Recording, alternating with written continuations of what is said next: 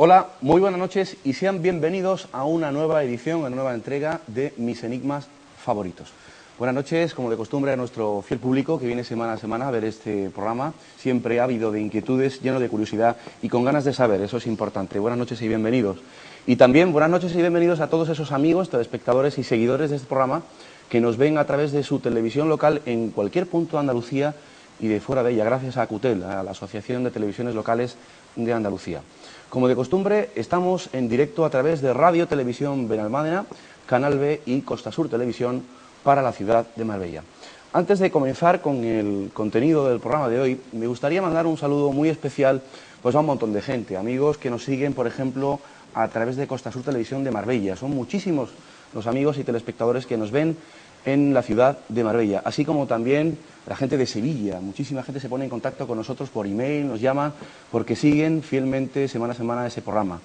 También la gente de Jaén, a través de Canal 23 Telejaén, muchísima gente de Jaén que nos ve también. Y, por supuesto, la gente de aquí de Málaga, ¿no? Otro saludo especial para la gente de Córdoba, que se me olvidaba, lo tengo aquí apuntado, para Atalaya Televisión, en Cabra, en la provincia de Córdoba. Muchísimos seguidores y amigos nos ven desde allí.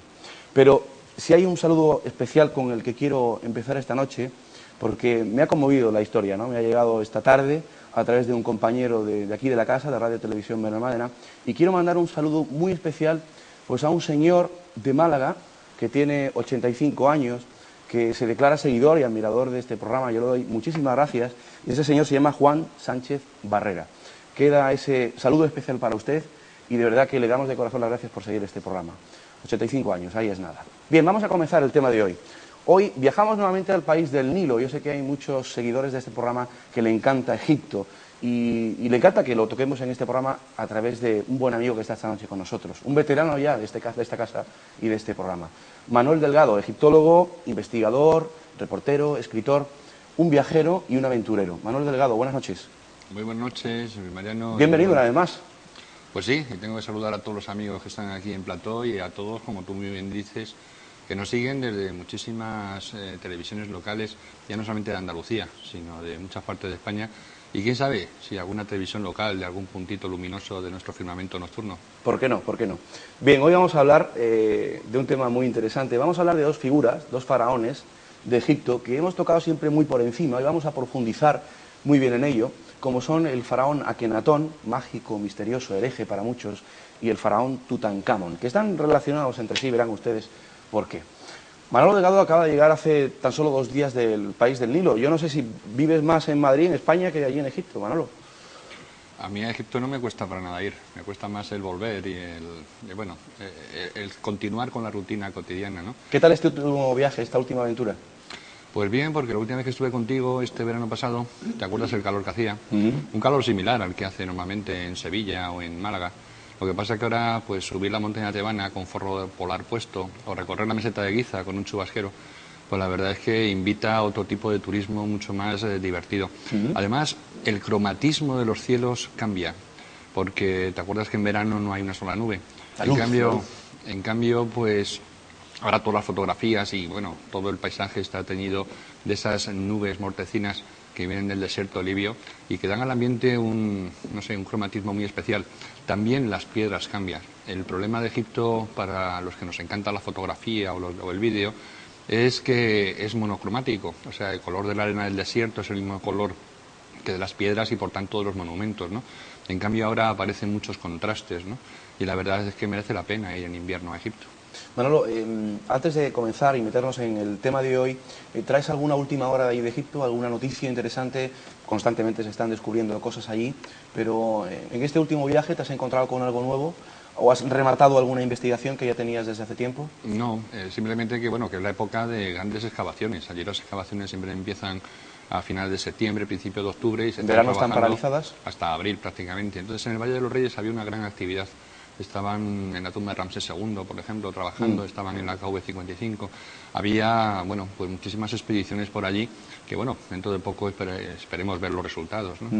Bueno, hace unos meses los medios de comunicación, bueno, pues comentaron la noticia de que se había hallado la momia de Nefertiti. Y es un tema que a mí me interesó especialmente. Yo quería contarlo contigo en el programa, Porque luego se dijo que no era, que sí era. ¿Cuál es la última hora, cuál es la última noticia que se ha salido de ese tema? Bueno, por un lado, la doctora que investigó el tema y que sacó a la luz esta noticia estaba bastante convencida, pero realmente sin tener ningún elemento de juicio válido, histórico, como para demostrar que esa momia que había estado trabajando en ella pues era la de Nefertiti, ¿no? Sí. Esposa de Akenatón o de Amenofis IV. Se basaba en unos datos un poco circunstanciales, ¿no? Por ejemplo, el tamaño del cuello, que por las esculturas que tenemos provenientes de la época aquella, pues sabemos que era un cuello bastante largo. Luego tenía ciertos avalorios, ¿no? Sí. Como pueden ser los pendientes o alguna cosa que dictaminaban que efectivamente tenía un carácter noble, ¿no? Si no real, por lo menos noble. Pero bueno, la verdad es que se quedó ahí la investigación y tanto Hawass como toda la Oficina de Antigüedades Egipcias, así como toda la arqueología oficial, ha negado, por supuesto, el descubrimiento. Y lo veo bien. Yo creo que la arqueología tiene que ser conservadora.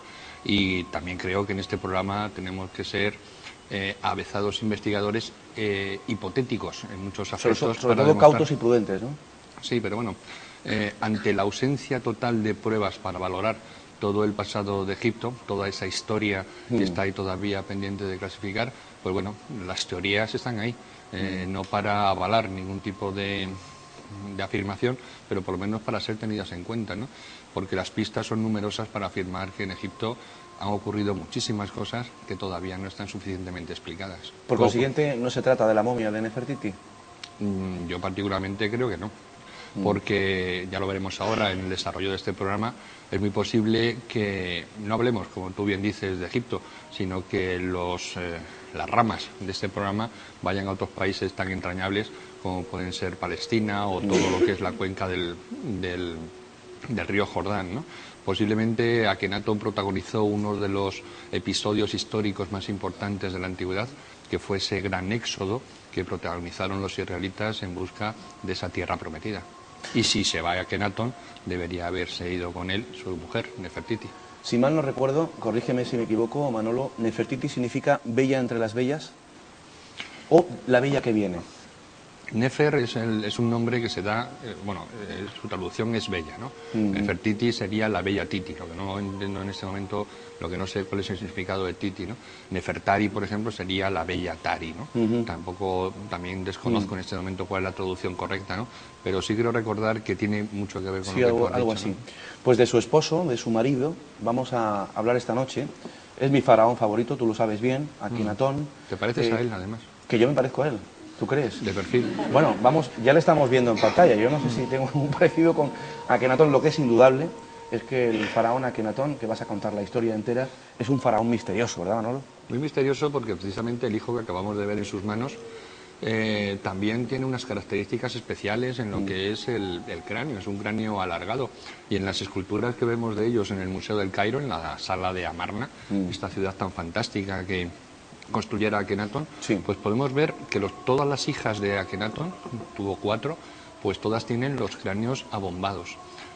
Luego desarrollaremos el tema porque nos une directamente también con los cráneos abombados encontrados en otras civilizaciones, como pueden ser la incaica o la preincaica, ¿no? Efectivamente. Y también todas civilizaciones que tienen que ver mucho con ese sincretismo que existe entre lo terrestre y lo divino, ¿no? Entre los dioses que se aparecen a ciertas personas que hacen cambiar la vida de una forma muy espectacular.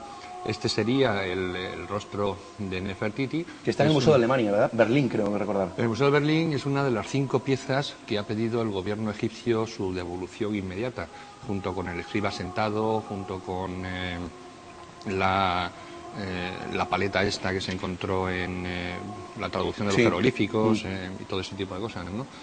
Sí, la piedra de Rosetta, la que piedra está en el Museo Británico.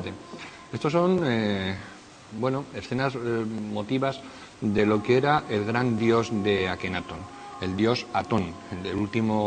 Las últimas sílabas del nombre de Akenatón provienen de este dios Atón, que ahora veremos un poquito cuál es su origen y cuál es un poco la simbología que tiene. ¿De qué dinastía estamos hablando?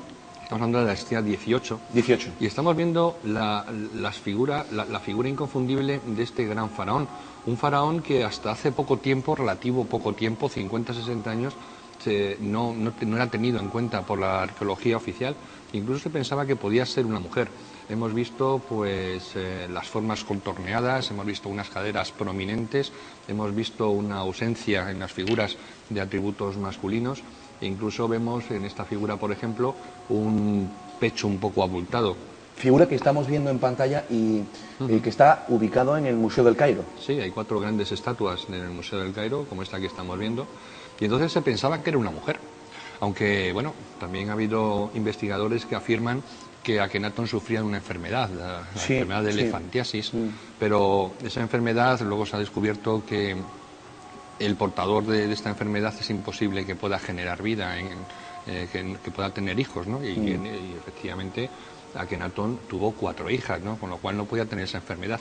Quizás estemos hablando de algo mucho más distinto. Date cuenta que en época de Akenatón, ya luego explicaremos cuál es la revolución religiosa y cultural que hubo, pues también hubo una especie como de camino hacia un esplendor de todas las culturas, ¿no? De todo lo que son la creatividad, ¿no? Estamos hablando de una época en que al faraón difícilmente se le podía ver, porque además algunos de ellos, en los casos de los ramsésidas, pues el pueblo tenía prohibido el mirarles a la cara. ¿Y por qué? Porque eran, bueno, de entrada la reencarnación en la tierra de Dios. Eran los jefes de todas las castas sacerdotales, eran los jefes de los ejércitos, pero se creían como estirpe directa del gran Horus, ¿no? Aquel gran dios que ya se mezcló con la población y de la que serían descendientes todos los faraones, ¿no? Eran gente, por tanto, bastante prepotente, bastante orgullosa, quizá no por defecto, sino quizá también por cultura y por tradición. Pero en la época de Akenatón todo eso cambió y empezaron a ocurrir en esta ciudad de Amarna, una ciudad que él crea, porque no existía hasta ese momento. Tell el Amarna. Tell el Amarna, pues crea lo que empiezan a ser las justas de literatura, los duelos de poesía, y entonces por eso algunos investigadores piensan que esa forma que tiene Akenatón es simplemente un canto a la caricatura, por ejemplo, o cualquier atributo que él quisiera tener fuera incluso lo que sería su propia parte física, ¿no? Incluso, corrígeme si me equivoco, hubo alguna que otra teoría de algún investigador que se hablaba que era un ser hermafrodita, no sé si tú has oído algo de eso, que poseía los dos sexos. Es más difícil de creer, ¿no? Porque claro, el hermafrodismo no es algo que sea muy normal, ¿no? Solamente creo que ha existido un caso, y fue en la Palestina del año 20 y tantos antes de Jesús, ¿no? Y protagonizado posiblemente por Jesús de Nazaret, ¿no? Cuando me acuerdo que leyendo el Nuevo Testamento, la partera va al niño y le quita los pañales y dice: Dios mío, ya me puedo morir porque lo he visto todo, ¿no? No creo que fuera hermafrodita, por supuesto, Akenatón. Lo que sí creo es que simbólicamente pudo adquirir lo que son los atributos, ¿no? Como hay ciertos personajes en la sociedad actual que son físicamente hombres pero se visten de mujer, o tienen cierto cambio de sexo, o quieren atribuirse los dos. En este caso, Akenatón, por una serie de motivaciones simbólicas, posiblemente quisiera adornarse o incluso transformarse en un ser no hermafrodita, pero sí en algo que todos buscamos cuando vamos a Egipto, o todos intentamos hacer en el transcurso de nuestra vida, el potenciar, en mi caso, la parte masculina, sin olvidar la parte femenina que también obra en mi ser, ¿no? Desde luego, Akenatón no pasa desapercibido, es un faraón que no pasa desapercibido porque tiene una increíble historia, ¿no? Hablabas tú de Amenofis IV, ¿no? ¿Ese era su nombre también?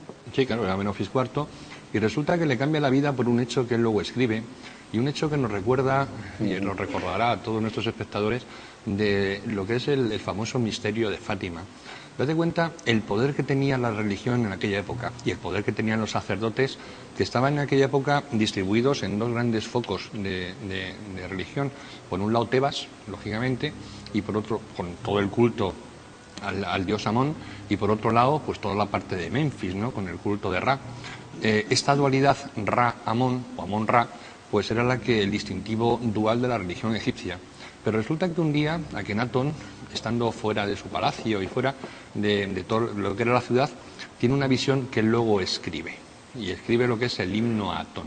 Entonces es un himno que nos recuerda, como te decía, lo del milagro de Fátima, porque él empieza a decir: oh Dios, que delante de mí te muestras, que danzas delante de mí, haciendo sombra incluso al propio sol. Es decir, había dos soles y uno de ellos danzaba. Eso exactamente igual que lo que se vio allí en Fátima delante de las niñas, ¿no?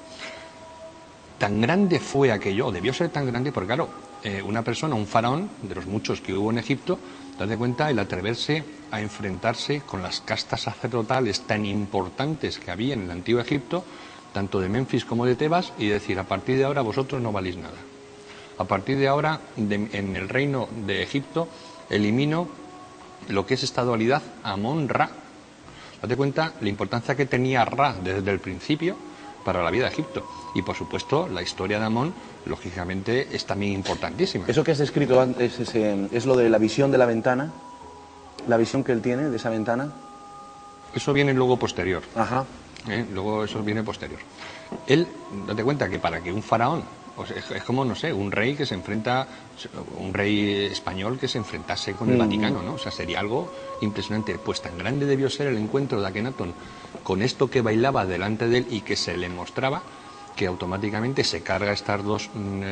bueno, la verdad es que no se carga este culto cósmico de Ra y el culto telúrico de Amón, sino lo que hace es un sincretismo para crear el nuevo dios, el dios Atón.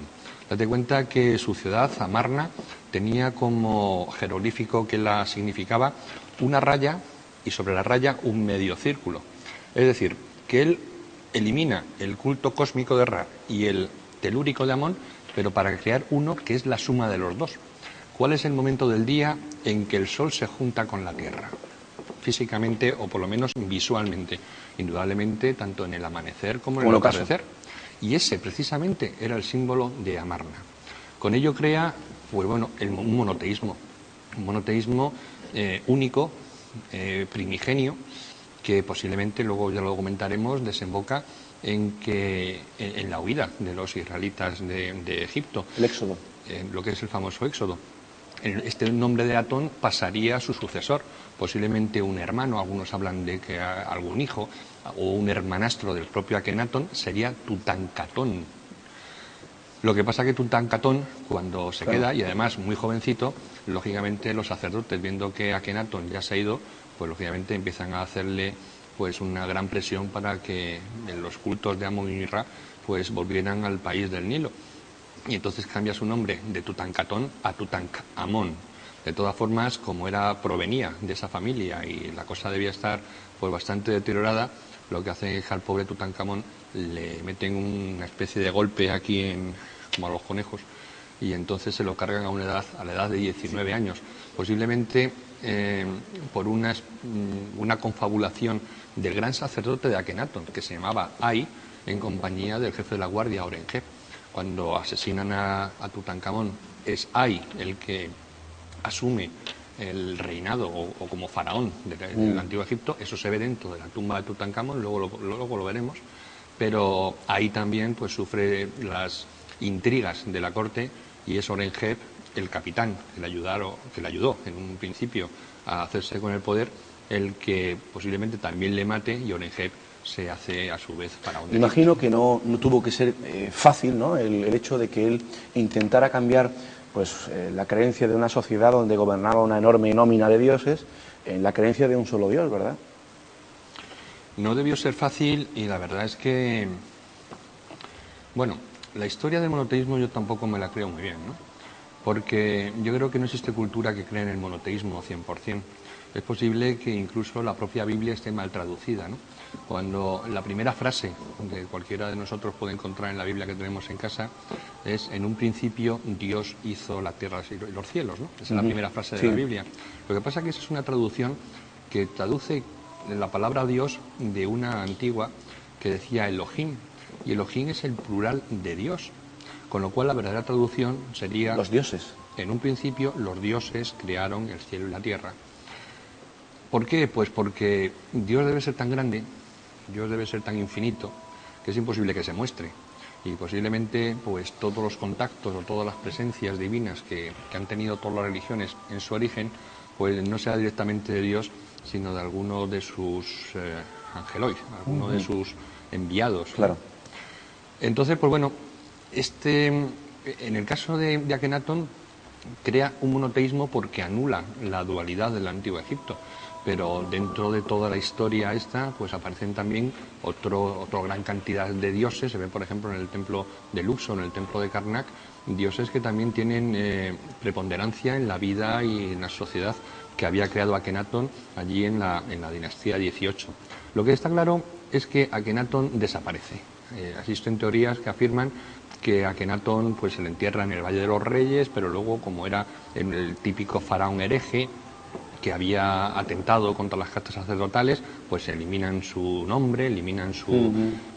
Pero es algo que tampoco... Es que no hay rastro de él. Es demasiado convincente porque resulta que la gran cantidad de joyas que tiene Tutankamón en su tumba, la mayor parte de ellas proceden de Akenatón.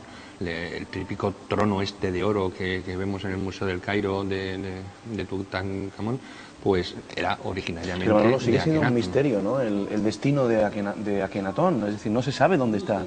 Un misterio que, si no se sabe, por lo menos existen pistas. Hay un investigador, un egiptólogo oficial de la Universidad de Oxford, que es originariamente es egipcio, se llama Ahmed Osman. Ha escrito muchos libros. Tuvo tanto éxito con el primero, que los demás libros ya quedan un poco, no sé, para mí los investigadores dan bastante en el clavo en el primero, porque es cuando ponen toda su vida, ¿no? Ahí exponen toda una investigación de muchos años, ¿no? Y luego quizá cuando el éxito les llega, pues ya las siguientes cosas ya empiezan a ser un poquito de otro calibre, ¿no? Pues este hombre hizo un libro que es fantástico, se puede conseguir en España, porque está en castellano, que se llama Moisés, faraón de Egipto. Es un libro en el que él, de una forma histórica que lleva con bastante fidelidad, pues relata que en la época esta de la 18 dinastía es cuando se produce el éxodo de los judíos saliendo de Egipto en dirección a todo lo que es la cuenca al valle del Jordán. Y él termina afirmando que Akenatón era Moisés. Yo investigando todo... ¿Históricamente en el tiempo eso es posible? Es posible, porque hay algunos que también el éxodo lo sitúan en tiempos de Ramsés I o Ramsés II. ¿Y no hay una diferencia temporal ahí? Sí, de pocos años. Pero no se sabe muy bien cuándo ocurrió, pero posiblemente, si estamos viendo un faraón que es monoteísta, qué mejor faraón monoteísta que para acompañar o para potenciar la vida de los judíos. Ocurre otra cosa, Akenatón jamás puede ser Moisés, porque cuando leemos en la Biblia vemos que Moisés, cuando se presenta al faraón, el faraón no le reconoce y le pregunta: ¿tú quién eres? Lógicamente, en caso de ser Akenatón, pues el faraón le reconocería inmediatamente. ¿Cómo no vas a reconocer a un faraón? Por otro lado, sabemos que Moisés era tartamudo, cosa que Akenatón no lo era, porque tenemos constancia de muchas locuciones suyas en las que era encandilaba a todo su pueblo. Cierto, ¿no? También tenemos unas referencias también que son puntuales, ¿no? Porque resulta que los sacerdotes egipcios que acompañan a los judíos en el Éxodo no eran sacerdotes de Moisés, eran sacerdotes aarónidas. Acuérdate cuando se llevan el Arca de la Alianza o cuando la fabrican, indudablemente con tecnología egipcia, que hemos podido verla en templos como el de Dendera, ese manejo de la electricidad tan increíble que tenían en el antiguo Egipto, cuando los sacerdotes que pueden dominar el Arca de la Alianza o la fuerza que ésta emite, pues son sacerdotes aarónidas. Además ocurre una cosa, la palabra Agnatón es muy similar a la palabra Adón, a la palabra Aarón. O sea, Aarón era el hermano de Moisés. Con lo cual, la palabra Aarón y la palabra Akenatón son muy parecidas fonéticamente hablando. Además, existe algo que a mí siempre me ha llamado mucho la atención y que avala un poquito la idea, no la de Ahmed Osman, que decía que Moisés era Akenatón, sino esta apreciación mía que apunta que Akenatón no pudo ser Moisés, pero sí pudo ser Aarón. Y es que ocurre que, por ejemplo, la palabra Ai es una palabra, es un posesivo en el antiguo... Que significa mí. Significa mí. Luego, por otro lado, hay dos letras paletales, creo que se llaman, la D y la T, que se pronuncian las dos poniendo la lengua un poco en el paladar, ¿no? Entonces, en el antiguo idioma de los israelitas antiguos, incluso significaba lo mismo, se pronunciaba, o no había demasiada distinción en ella. Una de las palabras con las que es conocido Dios es precisamente la palabra Adonai. Mi Señor. Adonai sería Adon-Ai, es decir, mi Adón, y por tanto mi Atón. Es decir, posiblemente los israelitas tuvieran como una de las múltiples facetas del Dios este único, el Atón de Akenatón. Curiosísimo. Yo me estaba acordando, Manolo, antes te he mencionado la experiencia que tiene Akenatón con aquella visión de la ventana, porque cuando hemos estado en infinidad de ocasiones en el Museo del Cairo y nos has ilustrado a todos, ¿no? nos has enseñado la historia de Akenatón, nosotros, recuerdo que estábamos con Juan José Benítez y, bueno, parecía que tener alguna vinculación con el fenómeno ovni, pues claro, en aquella época, hace 2000, 3000 años, nadie podría hablar del concepto extraterrestre o fenómeno ovni, pero ¿no pudo tener Akenatón aquel encuentro con algo que no era de esta tierra, algo extraterrestre? Si los extraterrestres han bajado a Egipto en alguna época, indudablemente una de ellas fue en tiempo de Akenatón. En caso de que la teoría extraterrestre podamos tenerla como hipótesis válida de trabajo. Pero vuelvo a decir lo de antes, Akenatón no cambia el orden sacerdotal que tenía miles de años antes Egipto por una tontería, por una borrachera o por una paranoia. Algo importante sucedió en su vida. Algo muy importante que suceder para que cambiara absolutamente todo. Y que puede ser tan importante que un doble sol baile sobre él y se le muestre posiblemente un dios. Lo que ocurre es que a Akenatón le salió mal la jugada, ¿verdad? ¿O no? O bien. O bien, exactamente. O bien, porque el caso depende es que cómo, claro, cómo lo el veas. caso es que se fueron. Y además es muy curioso, cuando coges la Biblia y la estudias un poquito con ojos de investigador, que resulta que estaban, bueno, la Biblia habla de 600.000 israelitas allí esperando una orden que no era dada por ningún humano. Cuando empiezas a ver la Biblia, dice que ellos estaban parados esperando una señal del cielo.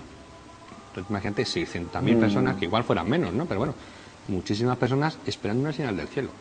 Entonces, esta señal del cielo un día se desaparece y es cuando empiezan a arrancar. Y bueno, ahí empiezan ya, pues yo creo que una de las historias más bonitas que ocurren en la antigüedad. Bueno, meterse en un desierto, como puede ser el desierto del Sinaí, y acompañados por una luz por ahí que les seguía, y de los tuyos, y que de vez en cuando les mandaban una cosa que se llamaba maná. Y que de vez en cuando, pues bueno, ponían allí sus reales para decir, tenéis que ir por este camino o por este otro, o llamar al amigo Moisés y decirle, súbete a esta montañita que tenemos que contarte algunas cosas, ¿no? Es inevitable, Manolo, de verdad, el estar hablando de todo esto, ¿no? Y rememorar todos esos momentos, los viajes, ¿no? Me estaba acordando este verano, julio y agosto, aquí tenemos un montón de amigos que han venido a Egipto con nosotros, al pie del Mar Rojo, ¿no? Cuando nos dabas la charla aquella de cuando se separaron las aguas, ¿no? del Mar Rojo, ¿no? La historia que ahora estás contando, ¿no? Claro, es que hay muchísimos turistas que van allí al Sinaí o a Hurghada o a Taba, muchísimas ciudades que hay en Egipto, a bañarse, o a hacer snorkeling, o a bucear, o a hacer, pues bueno... Oye, que me parece una buena opción también. También, porque la verdad es que la playa que ya se la merece y todo esto, ¿no? Pero claro, yo no sé, soy de otra... Quizá estoy hecho de otra pasta, ¿no? Porque a mí el meter un pie en el Mar Rojo pues me evoca muchísimas cosas, ¿no? Es como a veces lo hemos comentado tú y yo, de ir por Palestina y de pronto ver un cartel en la carretera, bienvenido a Nazaret, ¿no? O sea, tú puedes ser muy ateo, te puedes saltar la misa los domingos, o puedes pecar incluso, vale, se te acepta, ¿no? Pero la verdad es que hay algo que se remueve dentro, ¿no? Son grandes palabras que están dentro de nosotros y que resuenan, y que lógicamente pues el estar en ciudades como Nazaret, como Belén, como Jericó, como Cafarnaún, y en este caso en el Mar Rojo, pues lógicamente es algo que nos afecta muchísimo culturalmente y también posiblemente como rememoración a muchos de nosotros que cuando pisamos la tierra de Egipto parece como si hay un algo anterior en nuestras propias vidas que nos recuerdan cosas del pasado. Dentro de unos minutos continuamos esta interesante entrevista con Manuel Delgado, hasta ahora mismo. Entramos en la segunda parte del programa. Hoy hablamos del fascinante Egipto y concretamente de dos faraones importantes, Akenatón y Tutankamón. Ahora vamos a entrar en ese faraón que murió joven y lo hacemos de la mano, como no, del reportero, egiptólogo y escritor Manuel Delgado. Manolo, yo no sé si hay algo que ampliar, supongo que sí, el tiempo pasa muy deprisa en televisión, tú lo sabes bien, sobre Akenatón, y nos encontramos en que Egipto se queda ya solo, ¿no? Prácticamente. Claro, se queda descabezado. Y nunca mejor dicho, sí, que la cabeza de Akenatón era bastante considerable. Pues la verdad es que, bueno, como antes he comentado, le sucede Tutankamón, Y entonces Tutankamón ha sido el faraón más pequeño realmente de la historia de Egipto. Es un faraón que gobernó muy poquito tiempo. Prueba de ello es que a los 19 años pues le asesinan. Pero claro, Tutankamón es el faraón más conocido internacionalmente, sobre todo en nuestra gran sociedad, por el fantástico descubrimiento de la única tumba inviolada en el Valle de los Reyes, ¿no? El Valle de los Reyes, allí en la orilla oeste de Tebas, es el lugar donde se guardaban o donde se enterraban todos los faraones de la 18 a la 21 dinastía, ¿no? Que simboliza la muerte, ¿verdad? ¿El qué? El de ese lado del río simboliza la muerte, ¿no? La idea de la muerte en el Antiguo Egipto no era una idea demasiado entendida como nosotros la entendemos en Occidente, ¿no? Para nosotros la muerte es un fin, es un tránsito, es una cosa un poco extraña y sobre todo a nosotros nos produce miedo. Pero la verdad es que cuando estamos en Egipto y entramos en una tumba egipcia, lo que menos nos produce es terror. Acuérdate en algunas tumbas que hay en la meseta de Giza o en algunas mastabas que hemos visitado, que lo que realmente te apetece es poner una manta en el suelo y comerte una tortilla. Puro arte. Puro arte y puro carácter entrañable y humano. Están rodeadas de todo lo que era la vida cotidiana de ese pueblo. Se ven las cosechas, se ven los cantos, se ve todo, ¿no? Es un lugar que efectivamente te quita el terror que a todos los occidentales nos produce la muerte. Y prueba de ello es que la propia cultura faraónica, a los que visitamos Egipto, nos produce algo que tiene mucho más que ver con la vida que con la muerte. Es una cosa que tú me comentaste cuando visitaste la sala de las momias, acuérdate del Museo del Cairo, que sobre, por ejemplo, la momia de Ramsés II existe un cristal, con lo cual el turista puede asomarse y estar pues a una cuarta de lo que era esa nariz prominente del faraón más grande que tuvo Egipto, ¿no? De Ramsés II. Pero es que cuando te fijaste tú, viste ese cristal, así un poquito en escorzo, te fijaste en la cantidad de besos depositados por un montón de personas que se identifican en cierta forma lógicamente con la cultura egipcia y con este faraón. Yo no creo que exista ningún lugar en el mundo, no creo que exista ninguna cultura, no creo que exista ningún cadáver de ninguna civilización que provoque un beso, ¿no? Y ese beso pues está allí. Estamos viendo ya imágenes pertenecientes, bueno, a Tutankamón, como no llevamos la máscara que se conserva en la montaña tebana. ¿Qué tanto te gusta a ti? Sí, es que tanto cuesta subir a 50 grados de calor, 55. Manolo, para ultimar el tema de Akenatón, aunque ahora ya empezamos a ver imágenes, fíjate, ¿no? Míticas, blanco y negro, ¿no? El templo de Karnak. El templo de Karnak, el templo más grande del mundo. Y ahí están sacando ya lo que es el cuerpo de Tutankamón. Esa es la única pieza que se conserva, ¿verdad, Manolo?, en el templo de Karnak, esa esfinge. Pero para ultimar el tema de Akenatón, sigue siendo un misterio su destino. Y se está investigando dónde pudiera estar, pero nadie ha logrado dar con él. Todavía no se ha encontrado a Akenatón, por supuesto, pero bueno, tampoco se han encontrado muchísimos grandes faraones del Antiguo Egipto. Hubo una cosa que es primordial, ¿no? Aquí estamos viendo a Howard Carter en sus excavaciones en el Valle de los Reyes. Luego hablaremos un poquito de ello porque... Fíjate cómo trabajaban, ¿no? Sí, porque también es entrañable. Mira el templo de Hatshepsut, en Deir el-Bahari. Y bueno, la verdad es que viendo estas imágenes, pues me recuerdan las imágenes que he visto la semana pasada, ¿no? Son los mismos hombres, las mismas chilabas, el mismo polvo, las mismas piedras. Y aquí vemos pues a Howard Carter con su mecenas, Lord Carnarvon. Y vemos pues quizá el misterio de por qué la tumba de Tutankamón se mantuvo intacta. Y es porque esta gran entrada que vemos ahora en la parte superior izquierda es la tumba del gran faraón Ramsés VI. Entonces la entrada a la tumba de Tutankamón estaba por debajo de la otra, con lo cual los saqueadores, cuando empezaron a quitar todo lo de las piedras de la entrada de Ramsés VI, las echaron sobre la entrada de Tutankamón. Manolo, vemos ahí un poco la recreación de Howard Carter, que es el primero que ve lo que hay dentro de esa tumba, y cuando le preguntaron ¿qué fue lo que viste?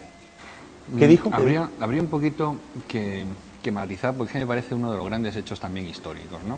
Yo creo que todos, tú y yo y todos los que estamos aquí, pues la verdad es que nos gustaría en algún momento de nuestra vida el sentir en nuestro propio cuerpo la sensación de Howard Carter, que después de 30 años de estar allí por Egipto, Howard Carter llega a Egipto sin titulación académica de egiptólogo ni nada por el estilo. Empieza, pues bueno, se engancha con Egipto como nos hemos enganchado nosotros. se pasa gran parte de su vida pues trabajando en molinos para sacar agua del Nilo y abastecer con el líquido primordial pues todos los cultivos de las riberas del Nilo. Y al final, bueno, empieza a tener cierto contacto con la arqueología, empieza a abastecer a los museos y a algunas personas de piezas que en aquella época en Egipto eran fáciles de conseguir y fáciles de sacar, etcétera. Pero al final su idea era encontrar lo que su iniciativa, su nariz, le explicaba. Él decía que tenía la intuición de que en el Valle de los Reyes existía una tumba inviolada. El instinto. Todos los arqueólogos, todos los egiptólogos decían que era imposible, que si no se había encontrado ninguna tumba inviolada en el Valle de los Reyes era porque, lógicamente, los trabajadores que habían hecho las tumbas estas, en fin, tantísimos miles de años que habían pasado, pues lógicamente habían dejado pelado todo el Valle de los Reyes, ¿no? Con lo cual era imposible, pero él tenía esta intuición. Él poco a poco fue consiguiendo dinero para hacerse sus campañas, para ir pagando a grupos de egipcios y para allí excavar, y al final, bueno, consigue por fin el mecenazgo de Lord Carnarvon, ¿no? Un noble inglés que bueno, le sufraga pues gran parte de sus exploraciones en el Valle de los Reyes. Pero tú fíjate lo que es la vida, ¿no? Después de estar peleando toda tu vida por una intuición, después de que todo el mundo se ríe de ti más o menos por decir, te estás gastando dinero y esfuerzos en algo peleando en definitiva por un sueño, ¿no? Efectivamente, luchando por un sueño. Pues le quedaba muy poco tiempo de los fondos que le había dado Lord Carnarvon, ¿no? Por lo visto le quedaba una semana o pocos días ya para definitivamente decir, ya no me queda ya ningún dinero, tengo que despedir a mis trabajadores y tengo que abandonar mi sueño. Entonces, pues bueno, había por allí un niño que era el encargado de ir desde el Valle de los Reyes al Nilo para traer en un burrillo una especie como de ánforas, de cántaros con agua. Este niño estaba encargado también de que este agua se mantuviera un poquito fresca, ¿no? De los rigores de Ra, de allí, del Valle de los Reyes. Y entonces este niño, ya después de haber hecho un montón de excavaciones por todo el Valle de los Reyes y tal, después de haber excavado esta parte de enfrente de la tumba de Ramsés VI, pues lo que hizo fue un pequeño agujero para intentar meter en ese agujero el cántaro con agua para mantenerse un poquito fresca. Y fue el niño el que descubrió un peldaño. Tú imagínate cuando este niño va a le dice al capataz, oiga, he encontrado una piedra que hay aquí, y esta piedra pues parece que no es natural, es decir, que parece que tiene cortes como si hubiera sido manufacturada. El capataz va, lo ve y va y le dice a Howard Carter, ven para acá, que parece que aquí hay algo, ¿no? Tú imagínate la sensación, la taquicardia que debió tener Howard Carter cuando se tiró al suelo y con sus propias manos empezó a quitar pues la arena, y entonces descubrió un escalón y siguió y descubrió otro escalón y otro escalón y otro escalón. La verdad es que bueno, debió ser muy impresionante, pero más impresionante debió ser cuando después de llevar 12 o 13 o 14 escalones consigue llegar a lo que es la puerta de la tumba. Y la puerta de la tumba tenía pues unas cuerdas que cerraban la puerta de madera, y sobre las cuerdas había un pedazo de arcilla con los sellos del faraón. Es decir, había descubierto una tumba intacta. No, lo estás contando esto, perdóname que haga este inciso, y se te iluminan los ojos, ¿no? Cuando cuentas esto, porque me da la sensación, como no, de que ojalá a ti te hubiera pasado lo mismo, o te pase lo mismo algún día, ¿no? Yo creo que ya me ha pasado alguna vez. Sí, sí. No, la verdad es que bueno, que a mí me emociona, ¿no? Me emociona porque a mí, yo tengo un libro de cabecera en mi mesilla, que es un libro que recomiendo a todos los que estén tan locos como yo, que se llama Los conquistadores de lo imposible, ¿no? Y es un libro que suelo leer muy a menudo de las personas que no buscan éxito reconocido, que no buscan dinero, que no buscan fama, y en cambio son personas que luchan por un sueño, ¿no? Los ejemplos del Quijote. No, típica persona que se recorre el mundo en patinete, o persona que en una barquita pues se hace los 5 grandes océanos, o la persona que sube todos los 8000 del planeta, o personas que, bueno, que la verdad, pues no sé, son capaces de reconstruir una ciudad con palillos de cerillas, ¿no? La verdad es que esas personas las admiro muchísimo, ¿no? Porque no tengo esa voluntad, ¿no? Aunque sí, me identifico muchísimo pues con todo tipo de excavaciones, y en este caso con Howard Carter. Afirman que Howard Carter, después de hacer este descubrimiento, se deja ahí y se va a un hotel que tú y yo también tenemos en mucha estima, porque hemos pasado allí muchísimas noches. Algún día hablaremos de esa habitación que no alquilan porque tiene un fantasma. Pero bueno, nos vamos al Winter Palace. Dicen que Old Winter Palace. Old Winter Palace. Allí dicen que fue Howard Carter, se sentó en una silla solo, no había nadie, pidió un té, ¿sabes? Y debió, como en inglés. Como en inglés, y debió vivir en soledad el mayor éxito de la historia de la arqueología. Cuentan que mandó un telégrafo, ¿no? ¿Cómo se llama? Claro, un telegrama. Un telegrama. Allí a Inglaterra, al castillo de Halfcliffe, donde estaba Lord Carnarvon, con una frase también muy lacónica, ¿no? He descubierto una tumba inviolada en el Valle de los Reyes, véngase para acá, o sea, algo así, ¿no? O sea, y debió vivir esa noche, o sea, ese hombre cuando se acostó esa noche, ¿sabes? Cuando abrió la ventana, cuando vio esas estrellas que tantísimas noches había visto, cuando le llegó, pues no sé, todos los aromas, ¿no? que tiene Egipto, pues cómo puedo decir, por fin lo he conseguido, ¿no? Yo, de luego, a todos nuestros telespectadores, pues les deseo que alguna vez en su vida, hombre, no hagan un descubrimiento arqueológico porque es ya bastante complicado, pero sí consigan el sueño que buscan, ¿no? Y en este caso, cuando regresa Lord Carnarvon, cuando viene Lord Carnarvon allí a Inglaterra, Egipto, abren por fin la tumba y es donde se ve la escena que tú antes has comentado, ¿no? Cuando ya, después de ver toda la primera sala que estaba llena de objetos, cuando Howard Carter empieza a picar ¿cómo fue ese con un momento? martillo, cuando deja un poquito abierto, cuando introduce el brazo y introduce la vela por aquel agujero, y detrás de él, pues, Lord Carnarvon, ¿qué ves? ¿Qué ves? ¿Qué ves? Y pronunció la frase más importante de la historia de la arqueología, y además una frase que ha pasado a la historia como el mayor descubrimiento, y una frase también muy lacónica, solamente tiene 2 palabras, ¿no? Cuando le preguntaron, ¿qué es lo que estás viendo? Y él solamente dijo, cosas maravillosas. Increíble. Y además que esas cosas maravillosas, afortunadamente, las podemos ver en el Museo del Cairo, en toda la primera planta del Museo del Cairo.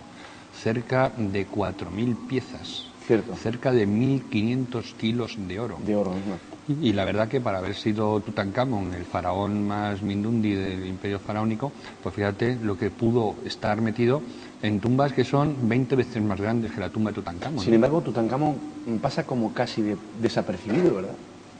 Muere muy joven, le asesinan muy joven. Le hicieron pasar desapercibido. Claro. Porque muere a los 19 años. Le asestaron un golpe en la cabeza, ¿no? Sí, la única forma de darle ese golpe, por lo visto, lo han intentado demostrar algunos científicos relacionados con con todo lo que es la medicina forense. Solamente ese golpe se puede dar a una persona estando tumbado y durmiendo boca arriba. Un golpe aquí no se puede dar si la persona está erguida, ¿no? Con lo cual le asesinaron mientras estaba durmiendo. Manolo, cuando uno entra en la parte del Museo del Cairo donde puede observar todo el tesoro, el ajuar funerario de Tutankamón, evidentemente lo que le llama primero la atención es el oro, mucho oro. ¿Por qué la obsesión de aquel faraón con el oro? ¿Simbolizaba algo importante el oro? Y Claro. aquí ya nos podríamos meter un poco en la magia egipcia, ¿no? Claro, hay muchísimas cosas en Egipto que no llaman tanto la atención como el oro, ¿no? Por lo menos para los occidentales que vamos por allí. Y yo creo que tiene mucha más importancia, ¿no? O sea, yo mucho oro de Tutankamón no lo cambio por lo que puede ser la estatua de Sherbelek o de Kefren con Horus o posiblemente el sarcófago de Diodefre o muchísimas cosas que están en piedra y todo el mundo lo que hace allí es apoyarse en vez de estar contemplándolo, ¿no? y disfrutándolo, ¿no? El oro lógicamente es riqueza y donde hay riqueza hay poder y lógicamente pues todo el mundo que va allí pues lo que se queda maravillado es por el oro. Pero yo creo que el oro en el antiguo Egipto era un material muy noble, ¿no? Era el material más noble que existe. De hecho, date cuenta, un dato muy curioso que bueno, tú conoces, pero a lo mejor algún oyente, algún espectador no lo sabe, que la palabra antigua para denominar al país de Egipto era Kemet, ¿no? Kemet, la traducción es tierra negra, todavía no se ha sabido muy bien por qué es tierra negra, ¿no? Pero bueno, Kemet era como se conocía el antiguo Egipto. El artículo al es un artículo árabe para denominar cualquier cosa, ¿no? Al-Kemet significaría el Egipto. De la palabra Al-Kemet viene la palabra alquimia y de la palabra alquimia proviene la palabra química, como nosotros ahora mismo la conocemos. Es decir, en el antiguo Egipto, cuando lo visitamos como viajeros, como estudiosos o como turistas, lo primero que nos llama la atención son las grandes obras de 2 ciencias, de lo que es la ingeniería por un lado y la arquitectura por otro. Pero como ninguna ciencia avanza, si no avanzan todas las demás, ¿dónde está la física? ¿Dónde está la biología? ¿Dónde está la medicina? ¿Dónde están toda la riqueza cultural que había en el Antiguo Egipto? Indudablemente tuvo que haberla, ¿no? Cuando estamos valorando el oro, estamos hablando de esa parte alquímica que se vino de Egipto para Occidente y que produjo, no sé, tantísimas cosas. Haz de cuenta que la geometría de Egipto hace, cuando la traen los templarios para Europa, hace que se pase del románico al gótico, o sea, algo realmente increíble. ¿Quieres decir que algunos antiguos egipcios, quizá los sacerdotes o los que tenían los conocimientos, eran alquimistas? Indudablemente. Quizá no con ese nombre, quizá no como nosotros lo valoramos, sobre todo por los grandes alquimistas de la Edad Media y posteriores, pero indudablemente allí se hacía alquimia de muy alto nivel. Y date cuenta que los alquimistas, es absurdo llegar a la banalidad de que lo que querían era forrarse haciendo una fórmula magistral para cambiar el plomo en oro. Eso es completamente absurdo. Lo que ellos buscaban eran transmutarse a sí mismos, ¿no? Lo que pasa es que esa transmutación del plomo al oro era una especie como de nivel superior para conseguir el más puro de los metales, el más valorado de los metales y posiblemente el metal que pudiera ser arropado de toda esa magia que se le podía atribuir a un metal para posteriormente darle unas propiedades, en este caso catastróficas, y que podrían incluso explicar la famosa maldición de Tutankamón, la famosa maldición de los faraones, precisamente por esa alquimia, por esa energía sutil que tenía tantísimo oro de la tumba. Dos preguntas, Manolo. Una es que ¿cuánto hay de cierto en lo de la maldición de Tutankamón, que ya hablamos en un programa? Y la otra, hay un objeto que tú me enseñaste hace ya años en el Museo del Cairo, en la parte del tesoro de Tutankamón, que es una especie de cuchillo, donde observamos algo imposible para aquella época, ¿verdad?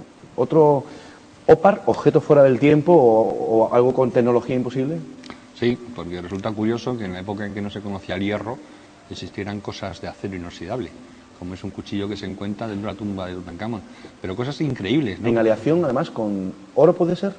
Sí, bueno, la empuñadura es de oro y la hoja es de acero inoxidable. En la tumba de Tutankamón se encuentran muchísimas cosas, ¿no? Por ejemplo, los famosos boomerangs. Por ejemplo. Boomerangs que vete tú a saber de dónde han venido y que indudablemente tienen origen o una conexión indudable con Australia, ¿no? Tenemos que hablar algún día de Vamos a hacer un programa de eso, Manolo. De esa investigación que tú hiciste, porque me parece increíble que primero aparecieran boomerangs en la tumba de Tutankamón y que luego tú investigaras el rastro de un animal, que es el canguro, autóctono de Australia. Porque hubo canguros en Egipto. En Egipto hubo canguros, están representados, y también tenemos la conexión de algunos egipcios que visitaron Australia en la antigüedad.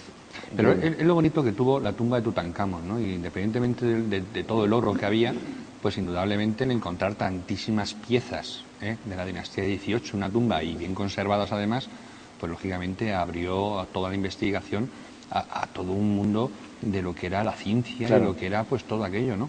Es realmente el verdadero descubrimiento, ¿no? El poder valorar, pues no sé, cuando ves allí en el Museo del Cairo los carros, pero carros auténticos, ¿no? Cuando ves los objetos musicales, por ejemplo, cuando ves las lanzas, cuando ves todo eso, es auténtico, ¿no?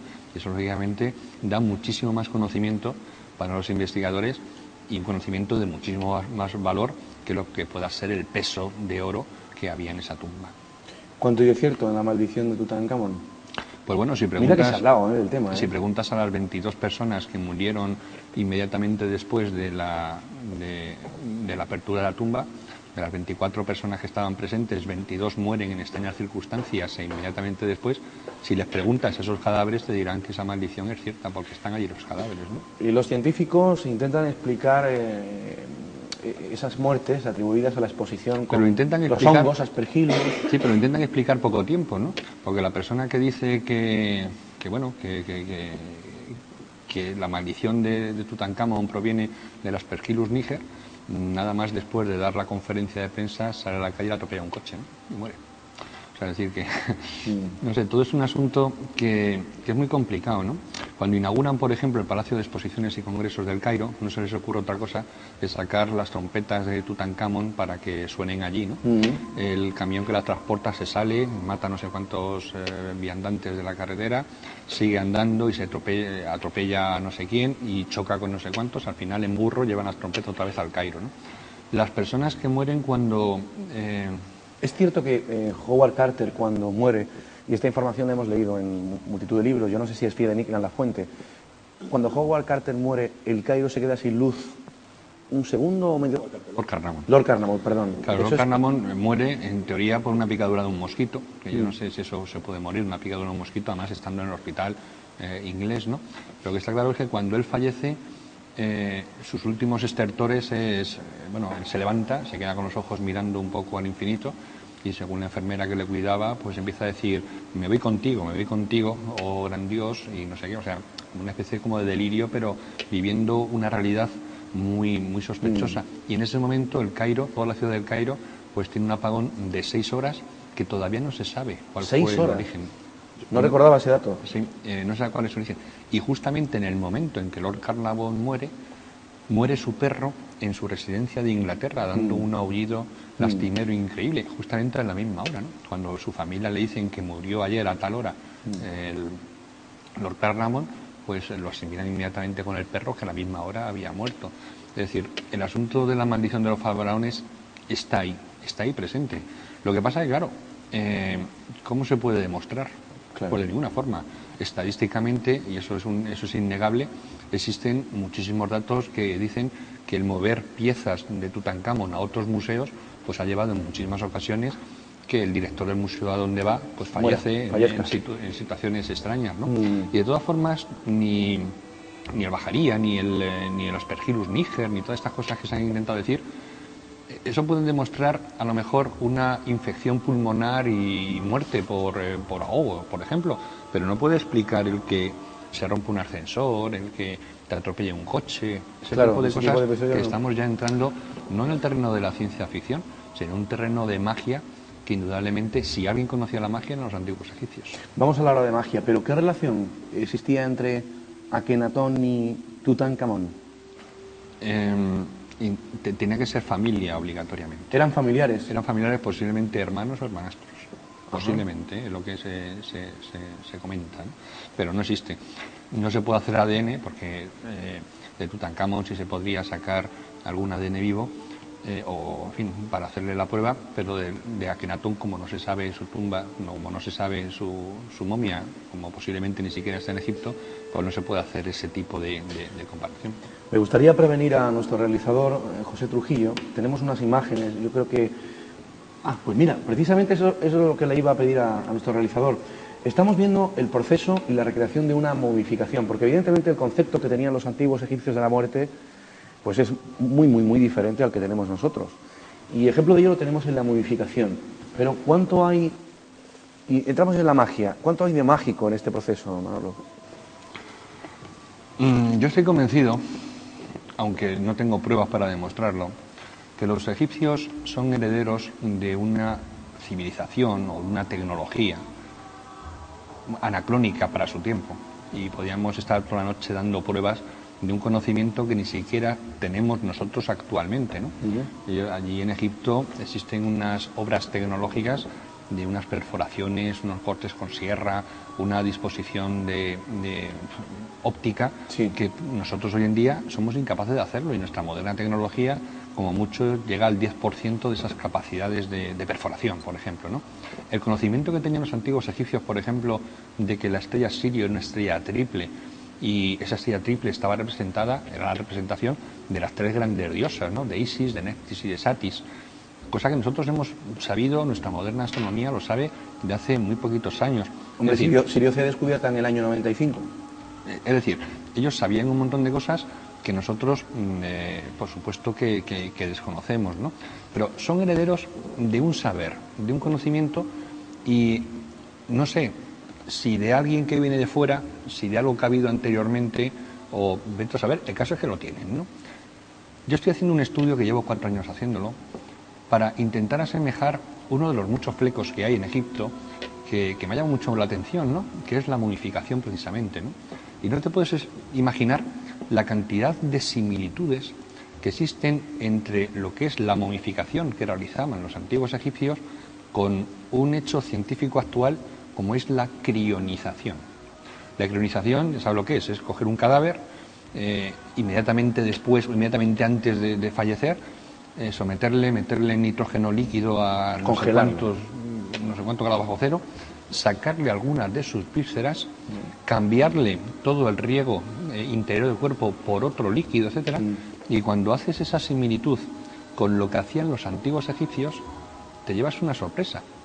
Cuando hemos visto el cadáver de Ramsés II, indudablemente eso jamás podrá reencarnarse, volver a la vida, porque eso ya es un cartón piedra que lógicamente no tiene vida. Pero ellos cuando hacían eso, ¿a qué querían parecerse o qué es lo que querían representar, imitar de una forma tosca, pero algo que es realmente cierto, ¿no? ¿Existe alguien cronizado en Egipto? Creo que es la pregunta que yo me hago, ¿no? Cronizado, ¿qué es decir?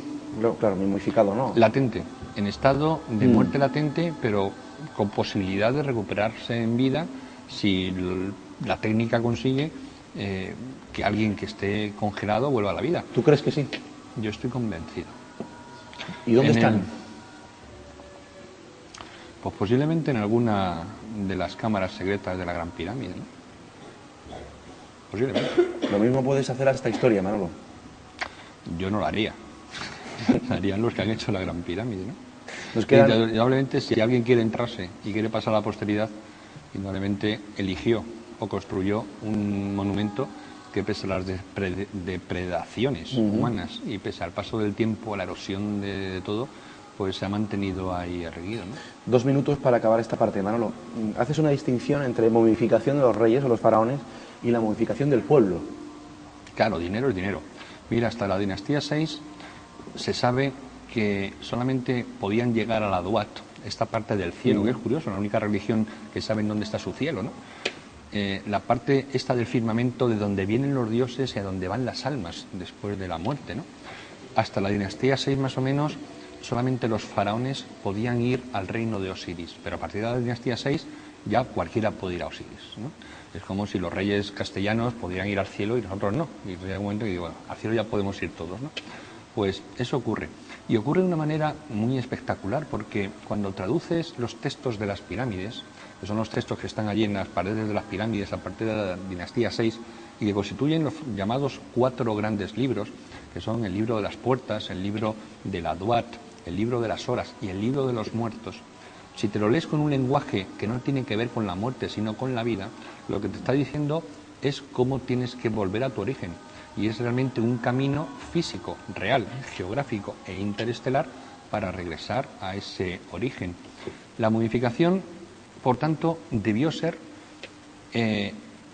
por aquellos tripulantes despistados que cayeron por aquí y que no pudieron regresar, era la forma de mantener un poco la esperanza de volver a su origen. Y eso, indudablemente, fue mamado, en cierta forma, por todos los egipcios que hacían con la modificación lo mismo que vieron, lo mismo que les llegó a ellos, para intentar también ser dioses y ir a ese reino de Osiris, ¿no?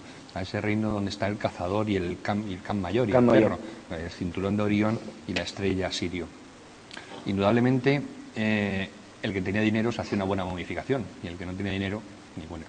Es por eso, cuando intentas comprender toda esta mitología egipcia, que tengas que aprender astronomía. Y es absurdo pensar que un egiptólogo, que normalmente no tienen demasiada idea de astronomía, puedan explicar perfectamente lo que es la modificación. Date cuenta que Sirio, que era la estrella más brillante del firmamento, era la que dictaminaba los ciclos estacionales, porque el orto helíaco coincidía con la crecida del Nilo, pues en el horizonte, por el movimiento de la Tierra, se queda 72 días, que es invisible, o sea, no se puede ver porque está por debajo del horizonte. En el día 73 nace de nuevo. ¿Sabes cuántos días necesitaba un cadáver para todos los ritos de modificación? 73 días. 72. Y a 73 días se enterraba. Es decir, tenía que ver con Sirio y tenía que ver con la astronomía. Indudablemente el que tenía dinero pues era convenientemente momificado, claro, sacándole por las narices el cerebro y tal, y el que no tenía dinero pues se le echaba a Natrón 72 días, luego se le sacaba y se le dejaba tirado. Tenemos que hacer nuestro segundo alto en el camino, Manolo. Perfecto. Algunos consejos publicitarios, pero volvemos enseguida, no se vayan de ahí hasta ahora mismo. Entramos ya en los últimos 30 minutos del programa en el que ustedes, solo ustedes y nuestro público son los verdaderos protagonistas en esta parte del programa. Pero antes, como siempre, pues un montón de datos interesantes. Interesantes por, como ejemplo, el viaje que he preparado para esta Navidad, para este fin de año, viaje de temporada. Hacemos siempre turismo de temporada, hacemos turismo de Navidades, de Semana Santa y de verano. O sea, y bueno, muchos de los amigos aquí presentes esta noche nos han tenido que sufrir por allí, ¿eh? Esas charlitas en el desierto a no sé cuántos grados y hablando de todo, y además con mucho gusto, ¿no? Pues sí, turismo de temporada que, por supuesto, son viajes abiertos a todos los amigos que quieran acompañarnos. Pues este fantástico viaje, si usted quiere pasar el fin de año pues en el Nilo, fantástico, se lo recomiendo. Toda esa información están pues en la página web de este programa y en otra que yo le voy a dar ahora. Primero, la página web de este programa, donde tienen muchísima información, ya lo saben, nuestros viajes, nuestras excursiones, estamos preparando muchas cosas, toda la información en esta página web, www.luismarianofernandez.com. Y también información puntual sobre este viaje a Egipto y sobre futuros viajes también de temporada en otra interesante página web que dirige Manuel Delgado, www.lapiramide.tv, www.lapiramide.tv. No puedo ver desde aquí el monitor, pero imagino que estará saliendo en pantalla. Este programa, como saben ustedes, tiene un correo electrónico por si ustedes se quieren poner en contacto con el mismo. Este es misenigmasfavoritos@arrakis.es, para lo que ustedes deseen. Si ustedes quieren venir como público aquí todas las semanas, que de hecho ya la próxima semana será el último programa del año, el último programa en directo, aunque grabaremos uno en diferido, pues tienen que llamar por teléfono los lunes por la mañana a partir de las 10, ponerse en contacto con Ana María Moreno, que es la jefa de producción de esta casa, y ese teléfono es 952 44 79 65. Y si ahora ustedes desean participar en directo en el programa de hoy para hacerle cualquier pregunta a Manuel Delgado siempre sobre Egipto, bueno, sobre lo que ustedes deseen, pero hoy estábamos hablando de Egipto, ¿no? Pues tienen que marcar este teléfono, 952 57 65 15. Nuestro público ya saben que pueden participar. En este momento, no sé si alguien desea hacer alguna primera pregunta. David, buenas noches. Hola, buenas noches. Bienvenido. Bien hallado. Pues me gustaría preguntarle a Manuel Delgado, quizá otra posible teoría o cuál sería su opinión sobre, digamos, las deformidades de Akenatón, en el sentido de que si él fue testigo de posiblemente un encuentro con otra realidad, con ese segundo sol que bailaba delante de él, si llegó a lo mejor incluso a tener contacto con alguno de sus tripulantes e intentaba parecerse y emular a los dioses de alguna manera, de ahí intentar, digamos, emular esas deformidades. David ha puesto el dedo en la llaga y además se nos ha pasado el tema, la deformidad de los cráneos, ¿verdad? Bueno, tú tienes amigos que todos conocemos que podrían explicar este tema muchísimo más. Y además que cuando vuelvan de Guatemala no van a tener que comentar este tema, que están llegando trabajando precisamente en los cráneos. Pues hay varias teorías que explican esta deformidad, ¿no? Porque son deformidades que no se producen en toda una cultura, sino en momentos muy puntuales de una cultura, en este caso en la egipcia, exclusivamente en la familia de Akenatón. Existen teorías muy fantásticas, ¿no? Como que el contacto con estos seres fue tan grande que dieron origen al nacimiento de unas criaturas que posiblemente se parecieran a ellos. Porque cuántos, sabes tú bien, Luis Mariano, cuántos encuentros en la tercera fase se realizan en todo nuestro planeta que precisamente indican que estos seres, estos alienígenas, estos, no sé cómo llamarlos, pues tienen precisamente este cráneo abombado, ¿no? Se cuentan por millares los casos, Manolo, documentados, ¿eh? Efectivamente. Por otro lado, también es verdad que los cráneos se pueden deformar a voluntad. Es decir, el niño cuando nace empiezas a ponerle unas cuerdas que vas poco a poco alargándolos o abombándolos, no por algo que pueda ser estético, sino precisamente por intentar asemejarse a los dioses, ¿no? Y qué dioses más importantes que son precisamente los venidos del cielo y además que tienen contacto con ellos, ¿no? Aunque existe una tercera teoría. Dicen que hay personajes que por estas deformidades craneales pueden llegar a adquirir altos estados de consciencia, ¿no? Y que sería una prueba. Pero bueno, el que solamente se dé en la familia de Akenatón, cuando Akenatón se carga, como decía antes, todo lo que es el dualismo Ra-Amón para unos dioses que posiblemente tienen contacto con ellos, pues nos indican que realmente hay algo relacionado con los extraterrestres en esas deformaciones. Tenemos una llamada, pero ha sido muy interesante la pregunta, porque como tú sabes, Miguel Ángel del Puerto y Celia Íñiguez, la doctora Celia Íñiguez, están en este momento en Guatemala investigando este asunto, la deformidad de los cráneos, que se hallan en un montón de museos repartidos en el mundo. A la vuelta vamos a hacer un programa de ese tema, que estoy seguro va a dar mucho que hablar. Y si me permites un momento, también están investigando la relación con los hombres de azul. Efectivamente, tras la pista de los semidioses azules. Que es un artículo muy bueno que está en tu página web y que, daros cuenta de una cosa, cuando vemos representados en colores los dioses primigenios del Antiguo Egipto, tienen precisamente ese color. Efectivamente. Buenas noches. Hola, buenas noches. ¿Con quién hablamos? Sí, mira, soy Paulino. Ya te llaman varias ocasiones, por lo tanto no te voy a felicitar otra Mire, vez. perdone, porque apenas le escuchamos aquí en plató. Pedimos a nuestro técnico de sonido que suba el volumen aquí en plató para poder escucharle bien. ¿Me oyes mejor ahora? ¿Me oyes mejor ahora? Un poquito mejor. ¿Cómo se llama? Mira, soy Paulino. No te voy a felicitar por tu programa porque sería la tercera o la cuarta vez que lo hiciera. Y si no fuera bueno no estaría viéndote. Esta es la realidad. Gracias, Paulino. Mira, hay una pregunta en tres que me tiene un poco pensativo. Uno de ellos. El oro siempre ha sido muy importante en todas las civilizaciones, inclusive hasta hoy en día. Pero, ¿de dónde lo sacaban los egipcios y cómo lo llevaban hasta allí? Otra. Indiscutiblemente tenían, y eran muy importantes, en su tecnología, estos antiguos egipcios. ¿Dónde ha ido a parar esta tecnología? La pregunta, abusando un poquillo. ¿Cómo es que han desaparecido esta tecnología? Pues también ha puesto... No sé si me explico un poco más o menos. Perfectamente, Paulino. Es que también ha puesto... Intento abreviarlo lo más posible para darle a otros señores que pueden pasar, claro está. Ha sido usted sintético y claro. Además, ha puesto usted de verdad el dedo en la llaga también. Muchas gracias, Paulino. Gracias a vosotros. Buenas noches. ¿No? Bueno, hay minas de oro en Egipto, no solamente en el Egipto actual, en las minas del Sinaí, sino lo que era también el antiguo Egipto, ¿no? Que Egipto era mucho más extenso de lo que es actualmente, ¿no? Que, bueno, el Nilo sabemos que son 6.000 kilómetros de largo, que recorre todo el Sudán, se va, bueno, por todos lados, y había minas de oro. También existían expediciones a países centroafricanos, y también había expediciones que por el Mar Rojo, bordeando el Cuerno de África, lo que es la actual Somalia, se iba a lugares para la adquisición de ese oro. Y también hay que olvidar a los llamados pueblos del mar, gente que negociaba con los egipcios, que eran los egipcios solamente tenían barcos de bajura, lo que era para recorrer el Nilo, no tenían barcos para meterse en el mar. Entonces aprovechaban posiblemente a los fenicios antiguos, a esta raza roja que dio origen al nombre precisamente del Mar Rojo, para contactarles, para ir, por ejemplo, al Líbano a contactar pues una partida de cedros. Sabes que hay una noticia que ha surgido la semana pasada que dice que se ha descubierto ya el por qué los antiguos egipcios conseguían a las momias, que las momias se mantuvieran tanto tiempo, y es precisamente por unas enzimas que tiene el aceite de cedro.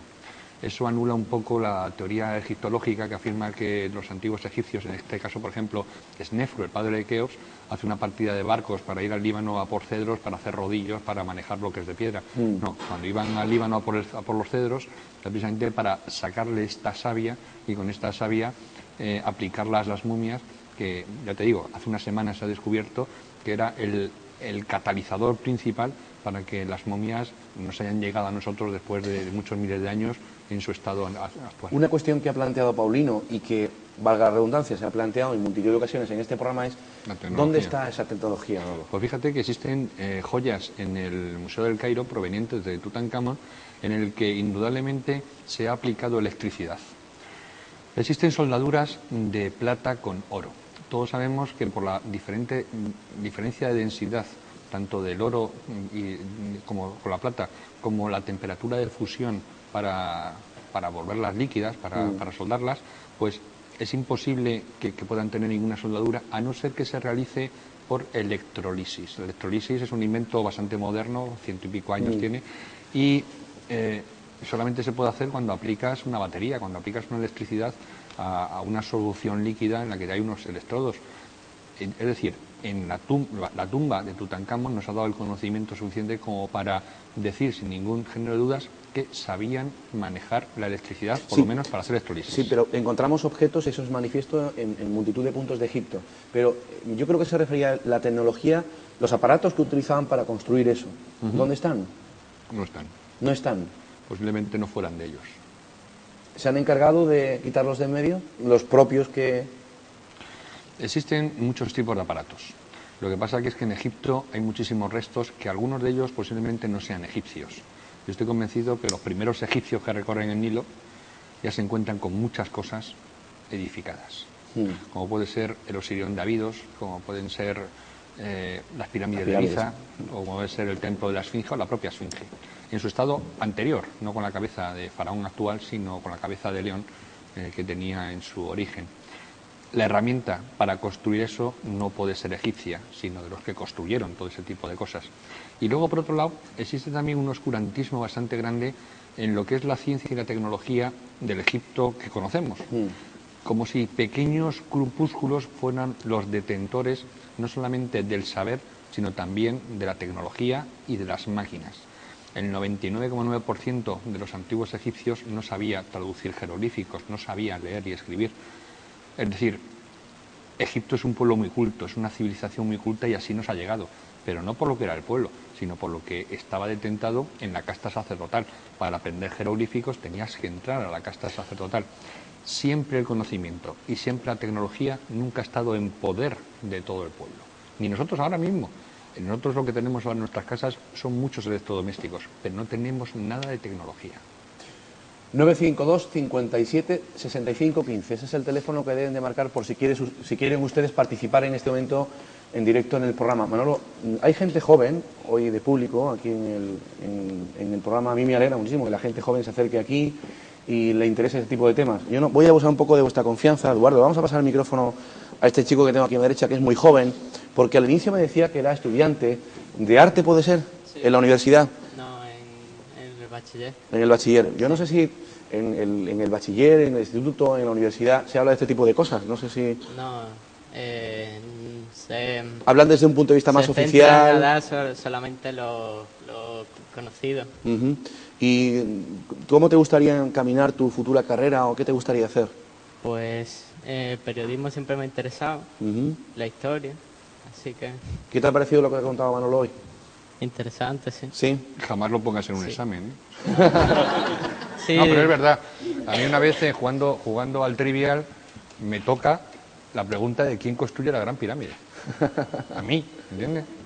Y claro, era de quesito la respuesta, ¿me entiendes? O sea, no podía fallar, ¿no? Y claro, tuve que decir que lógicamente. Muchas gracias por venir al programa, por estar aquí. Aunque pensaba de otra forma. Manolo, es que... Pero en fin, a ningún estudiante que no esté escuchando, cuando le pregunten quién construyeron las pirámides, digan en el examen cosas de las que cuento yo, porque le suspenderían, ¿no? Entonces, pues bueno, estas cosas quedan un poco para nuestra fantasía, para nuestro carácter de niños y para nuestro carácter de investigadores y sobre todo para la curiosidad de una historia que está muy mal escrita, probablemente ajena completamente a lo que es el academicismo de los colegios. Creo que Eduardo quería intervenir. No sé si tenemos alguna llamada, compañeros. Recibimos primero... Eduardo, si te parece, recibimos la llamada telefónica y luego vamos contigo. Buenas noches. Sí, gracias. Mira, vuelvo a ser yo. Como no te llama nadie, pues te voy a volver a llamar. Paulino, encantado. Vale, mira, vamos a ver. Efectivamente, la tecnología no era de ellos. Puesto que, como muy bien ha dicho él, la mayoría del pueblo egipcio no sabía escribir y no tenía una cultura para desarrollarla. Entonces, yo pienso, ¿quién les dio esa cultura? ¿Quién les dio esa tecnología, perdón? ¿Dónde han ido a parar esos instrumentos? ¿Quién los tiene? Porque desaparecer no desaparecen. ¿Quién ha hecho, como muy bien ha dicho él, quién ha hecho la Gran Pirámide? Porque, indiscutiblemente, la civilización que ellos tenían, yo soy de los que opinan que no han podido hacer esas pirámides. Es que si Manolo Delgado supiese... Ya, efectivamente, si hubiera, pero era para ver si tiene alguna idea claro, que me pueda dar a ver. Entiendo. O si lo supiera él tendría la pregunta del claro, millón, la respuesta de la pregunta. Es que si Manolo Delgado supiese la respuesta no estaría aquí, seguramente. Tendría la respuesta del millón. Ahora yo digo también, realmente las riberas del Nilo podían alimentar a la cantidad de esclavos que se necesitarían para mover esas piedras. Yo opino que no. Yo te escucho a través de la televisión, que me es más barato. Paulino, muchas gracias y muchas gracias por compartir esa opinión y esa reflexión. Paulino sabe mucho, ¿eh? Sí. Porque quiero recordar que alguien dijo alguna vez, y yo me quedé siempre con esa frase que tú me dijiste hace muchos años, el buen investigador no es el que más respuestas tiene, sino el que más preguntas se hace. Y Paulino hace un montón de preguntas. Y además muy buenas. Muy buenas, sí. Entonces, bueno, la Gran Pirámide ya lo hemos tratado en muchas ocasiones en este tema, en este programa. Y la verdad es que ofrece más preguntas que respuestas académicas, puede decir cualquier investigador egiptólogo que estudie el tema de las pirámides. Lo que pasa es que él sí ha dado un poco la clave de un programa que tenemos que hacer. Un programa relacionado con la astroarqueología. Y la Atlántida. Y un programa relacionado con la Atlántida. Totalmente. Porque posiblemente en ese programa que tenemos que desarrollar, porque merece la pena, podamos ver un poquito lo que es una de las teorías más, no sé, que a mí me gustan más, ¿no? Que es el origen atlante de Egipto, ¿no? Pero por fechas haremos primero un programa sobre los misterios de Escocia y Inglaterra y luego sobre la Atlántida y astroarqueología. ¿Te parece? Pues vale, muy bien. Tenemos una consulta de nuestro amigo Eduardo Cantar, que es la primera vez que viene a esta temporada, lo echábamos ya mucho de menos, Sí. y hoy está aquí con nosotros. Buen amigo común. Eduardo, buenas noches. Al principio lo echamos y después de menos. Adelante, Eduardo. Hola, buenas noches. Manolo, lo mío va por más antiguo. Los dioses primigenios, que eran de color azul. Tú antes dijiste que el antiguo nombre que le daban a Egipto era Kemet o Alkemet, pero también se le llamaba segundo corazón de Petaj, y Petaj era un dios de color azul. Qué interesante también, es verdad. Sí. Quizá los descendientes de la Atlántida iban buscando el segundo corazón de Petaj. Según Albert Schlossman, que es el que ha desarrollado esta teoría, absolutamente de acuerdo. El nombre de la Atlántida perdón, sería Aja-Men-Petaj, primer corazón de Petaj, de donde provendría la palabra Amenti o el Amentá, el lugar de los antepasados, el lugar de la oscuridad, en el que Petaj, lógicamente, sería el dios primigenio y todopoderoso. Y la segunda colonia atlante, el segundo corazón de Petaj, sería la traducción de lo que sería el Atka-Petaj, que este Atka-Petaj fonéticamente al final da el nombre de Egipto. Y Albert Schlossman, indudablemente, es uno de los investigadores que más me gustan por lo conciso y por lo puntilloso que es a la hora de la documentación. Y un libro fantástico que tenemos que recomendar a nuestros Y ya lo hemos espectadores. hecho en alguna otra ocasión. Y Dios resucitó en Dendera, de Albert Schlossman, de la editorial Luciérnaga. Fantástico libro. Indudablemente todos esos dioses primigenios eran azules y posiblemente también provenientes de la Atlántida. Hay personas que para explicar el antiguo Egipto recurren a los extraterrestres, otros recurren a los atlantes, otros recurren... Y yo creo que es todo uno, ¿no? Yo creo que si los extraterrestres bajan a la Atlántida, realmente solucionan muchísimo del rompecabezas egipcio. Pero Eduardo se le ha olvidado un dios al que nos gusta a nosotros adorar, a amigo Raúl, a José Luis, a David, a Eduardo, que es el dios Petaj. ¿Cuál es ese dios Petaj? Que nuestra audiencia conozca cuál es el dios Petaj. Es un dios que creamos una noche metiendo los pies en el lago Tiberíades, Juan José Benítez y yo. Estábamos esperando una entrevista, que nos tenían que hacer a las 3 de la mañana, y entonces estábamos allí los dos y dijimos, fíjate Jerusalén, que es el lugar del planeta donde están instauradas las tres grandes religiones monoteístas, ¿no? Prácticamente en 200 metros está el muro de las lamentaciones del Templo de Salomón, está la mezquita del Aqsa, segunda mezquita más importante después de la Meca, y está pues la Basílica del Santo Sepulcro, ¿no? Entonces dijimos que no hay 3 y 4. Y entonces, pues invocando al gran dios Petaj y teniendo en cuenta que teníamos al lado una petaca, que teníamos un elixir de la vida bastante importante. ¿Whisky era? Nosotros no somos bebedores, somos libadores Claro, de néctar, claro. ¿no? Entonces creamos una religión que por supuesto está abierta a todos los presentes. Luego dejaré el número de cuenta bancaria para que vayan haciendo aportaciones. Y creamos una religión, la cuarta religión monoteísta del mundo, en base de Jerusalén, se llama el petaquismo.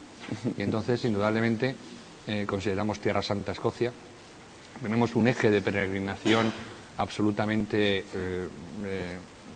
es una peregrinación que hay que hacer una vez en la vida. Basta ya. No, es el eje Rioja-Valdepeñas, indudablemente. Claro. Ribera de Duero, indudablemente también. Vamos con otra consulta. No sé si alguien quiere preguntar algo. Meli, buenas noches. Yo quería preguntarte, Manolo, ¿sabes algo sobre la arqueología psíquica en Egipto? Arqueología psíquica. La arqueología psíquica se está realizando mucho más en ambientes donde la cultura ha prevalecido. Por ejemplo, en todo lo que es Mesoamérica y Sudamérica. La relación que tienen los nativos actuales, por ejemplo, en Perú, tiene muchísimo más vínculos con la antigua cultura inca que lo que puedan tener los árabes actuales con la cultura faraónica, ¿no? Los árabes son unos invasores que tiene Egipto pues no sé, después de los siglos, bueno, de la Égira, del siglo VI, VII, VIII, cuando empiezan allí a invadirlo, y entonces, lógicamente, la cultura actual no tiene nada que ver con la faraónica, como nuestra cultura actual no tiene nada que ver con la íbera o con los cartagineses, ¿no? O con tartesos. En cambio, en toda la parte de los Andes sí existe una cultura que guarda muchísimo lo que es la vinculación con la tierra y con los dioses de su cultura raíz, ¿no? Lo que son, por ejemplo, los incas, ¿no? Y entonces es espectacular cómo por astrología psíquica se están descubriendo en las cercanías de Machu Picchu todas una serie de ciudades que indudablemente están en este momento soterradas por toda la vegetación selvática que hay por allí. No tenía constancia de eso de arqueología psíquica, ¿eh? Sí, sí. Y entonces, pues bueno, son personas que... Pero claro, las raíces, por ejemplo, que existen en México, de los chamanes en este momento, pues tienen mucha más ligazón con lo que hacían los mayas que no la ligazón que pueda tener, pues como te decía, el mundo árabe con la antigua civilización faraónica. Yo, indudablemente, en Egipto no tengo ninguna referencia de esta arqueología psíquica. Tenemos una llamada en espera hace un ratillo. Buenas noches. Hola, buenas noches. ¿Con quién hablamos? Con Carlos del Palo. Carlos, adelante. Mire, felicitarlos por vuestro programa porque es un programa muy interesante. Gracias. Y quería hacer una pregunta que nunca ha salido en los programas que habéis tenido referidos a Egipto, que era sobre el dios Thoth y Hermes Trismegisto, que es de donde viene el oscurantismo Claro. Sobre el dios de Thoth. Egipcio. Ha dicho sobre el dios Thoth, ¿no? Dios Thoth. Ajá. Muchas gracias. Gracias a ustedes. Buenas noches. Bueno, el dios Thoth es el dios de la escritura, ¿no, Manolo? Aparte de un montón de cosas más. En Egipto se produce un gran sincretismo cuando muere Alejandro Magno y entonces todo su gran imperio se divide entre sus generales. La parte de Egipto le toca al general Ptolomeo, que crea las dinastías que llamamos tolemaicas y que fruto de ellas, por ejemplo, la existencia de una Cleopatra VII, ¿no? Como proviene Alejandro Magno de toda la cultura helénica, lo que se produce en Egipto es un sincretismo entre dioses helénicos y dioses del antiguo Egipto, creándose incluso dioses nuevos por la mezcla de ambos. Muchos dioses del antiguo Egipto pasan a ser luego dioses también de la antigua Grecia. Por ejemplo, el caso de Imhotep. Imhotep es el dios Asclepios o Esculapio de los griegos. Incluso el báculo que tenía Imhotep, este báculo con las dos serpientes que van subiendo, pasan de Imhotep a Asclepios, a Esculapio, y hoy actualmente es el símbolo de la medicina. Igual que eso, pues muchísimos datos de otros dioses también son absorbidos y empapados por toda la cultura helénica, porque todos los grandes sabios de Grecia estudian en Sais, en la Universidad del Delta del Nilo. Y en este caso, Thoth, por supuesto, es el origen de Hermes Trismegisto. Y si algún día en Egipto se encuentra el gran libro, un libro, pues todos nos encantaría, a mí particularmente, que se encontrara el gran libro de Thoth, posiblemente el origen de la tabla esmeralda de Hermes Trismegisto. Tenemos que ir ya muy deprisa porque nos quedan 2 minutos de programa y una última llamada. Buenas noches. Hola, buenas noches. ¿Con quién hablamos? Soy Enrique de Málaga. Enrique, adelante. Vamos a ver, no sé si han tocado este tema antes porque he tenido cortes de electricidad y no sé si lo han tocado. Pero bueno, quería dos preguntas. Una sobre aquello que comentan de la pirámide, su estructura como fuente de energía. Y otra sobre una prueba, un experimento que querían hacer hace tiempo y algo del tema también, para intentar ver a través de las pirámides con una especie de radar. Sí. Y no sé en qué quedó la cosa, si es que realmente se hizo, solamente estas dos cosas. Muchas gracias. Va a tener ya que ser casi en titulares. La segunda pregunta, bueno, hicimos un programa especial hace algún tiempo sobre, bueno, pues lo que acometió Zahi Hawass y el National Geographic. Pero bueno, respondiendo casi en titulares a la pregunta, Manolo. La energía piramidal es algo absolutamente contrastado. Ahora se celebra próximamente en Cuba un gran congreso de pirámides, porque la pirámide en este momento es uno de los baluartes más increíbles para curar, para medicina, y eso está desarrollando en Cuba y hay un gran congreso que informaremos a la audiencia dentro de poco. También sabemos que bueno, la energía piramidal hace anular, por ejemplo, lo que son todos los aparatos de medida que tienen los aviones, por lo cual les prohíben circular por encima de la pirámide. Pero lo que él se está refiriendo no creo que haya sido la introducción de estos robots por los canales de ventilación, tanto de la Cámara del Rey como de la Reina, tanto por Zay Hawass, por National Geographic, como anteriormente por Rudolf Gantenbrink, ¿no?, en el año 93. Yo creo que se está refiriendo a algo que inició el profesor Álvarez López, el constructor de la bomba atómica, en la pirámide de Kefren, que era un bombardeo de protones, de micropartículas a través de toda la gran pirámide y de toda la pirámide de Kefren, para intentar descubrir cámaras secretas. En este momento son los franceses los que llevan este tipo de investigaciones por microgravimetría, por la cual hacen unos barridos, enviando una serie de ondas. Estas ondas tienen un rebote e indican cuál es la densidad de la materia que están perforando. Si traspasan aire, van muy rápidas; si traspasan arena, van más lentas; si traspasan piedra, pues lógicamente eso se refleja en unos monitores. Así, por ejemplo, han descubierto en Saqqara 2 pirámides que están en este momento ocultas por la arena, pero que indudablemente se sabe dónde están. Yo creo que el gran problema que tenemos actualmente es que esta tecnología existe, pero esta tecnología está, como casi siempre, en poder de los militares. Existen unos satélites que están circundando la Tierra que tienen tecnología de penetración visual, y así, por ejemplo, se ha descubierto lo que es la ciudad de Moca, la antigua ciudad de Moca, que estaba allí en el Tigris y el Éufrates, por la parte de Irak, y que, con la información esta, los arqueólogos han conseguido llegar a una planicie absolutamente llena de arena, pero que indudablemente la fotografía obtenida por el satélite ponía lo que eran las casas, las calles, todo eso. Esa tecnología, si la tuviéramos en nuestro poder, podríamos hacer un barrido del Valle de los Reyes o un barrido de la Gran Pirámide para descubrir cosas, pero, por supuesto, cuando los militares nos dejen utilizarlo. Como ven ustedes, Egipto sigue siendo pues un cajón de muchas sorpresas. Ya lo dijimos en otro programa, solo se ha descubierto el 10% de lo que hay en Egipto. Me gustaría, antes de acabar, Manuel, felicitarte sinceramente por esa fantástica sección que tienes en nuestro programa de radio, porque también tenemos el programa Misterios de la Arqueología. Puntualmente nos informas de un montón de cosas interesantes en esa sección. Felicidades por ese trabajo. Felicidades a ti también, lógicamente, que eres el padre de la criatura, y a todos los oyentes por aguantarnos. Muchas gracias por haber venido. Y el próximo programa, Misterios de Escocia e Inglaterra. Y el siguiente, la esperada Atlántida y astroarqueología. Hasta siempre. ¿Vale, Manolo? Gracias por estar aquí.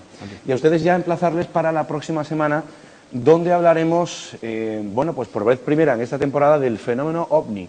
Y lo haremos en compañía de un buen amigo, reportero, investigador, escritor, José Antonio Caravaca. Un montón de sorpresas para el programa de la semana que viene. Un abrazo de todos los que hacemos posible este programa. Gracias por estar ahí, gracias a nuestro público por haber venido, gracias a las llamadas, y que pasen una feliz semana. Hasta entonces, muy buenas noches.